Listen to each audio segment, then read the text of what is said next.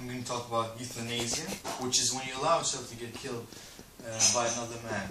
Not being murdered, but allowing someone to assist you in suicide. This way, you can commit suicide much more effectively, so to speak, with less chances of failing. Euthanasia is allowed in 2 countries, which they have suicide clinics, and it's in Belgium and Netherlands. So you can see people that commit suicide, or they want to have euthanasia, is people who are in deep pain. Either it can be physically or mentally, and they just want to commit suicide because they can't handle their life anymore. This is a woman in Russia. She had a tumor in her eye, which you can see. It was extremely painful for her, but they didn't allow her to commit suicide. So she died a natural death after a couple of years. Okay. So how do they do euthanasia, the act of euthanasia? Well, there's a couple of ways. You can take away their feeding tubes if they're attached to one, or the feeding tubes. But you can also have lethal injections, which is common in the Netherlands and Belgium.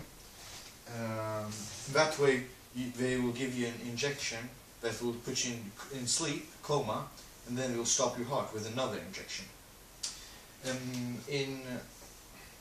In Oregon, in the United States, you can actually get a prescription that is intended to kill you, which is drugs that you will take and you will overdose, but not in a usual way of taking illegal drugs. Continue. Okay. So, what do they think about suicide, Hinduism and Islam? So, Hinduism doesn't approve of that, and the reason for that is they think you have a destiny, a path to walk, and if you do that, you obstruct your path,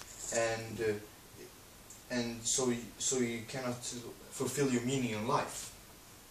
Islam have a bit of another belief, which is suicide isn't allowed, but there's a couple of cases where you can. For example, let's say a woman is she knows she's about to get raped or dishonored, and if she committed suicide before that, she will be considered a martyr. Same as for men, of course. And also, men, I mean both of them, men and women, if they're getting tortured, suicide is, of course, you can commit suicide without getting punished by God.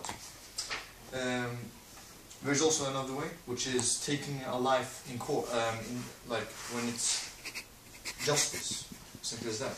So if the court wants you to get killed because maybe you killed people and they want you to get put down, then so be it.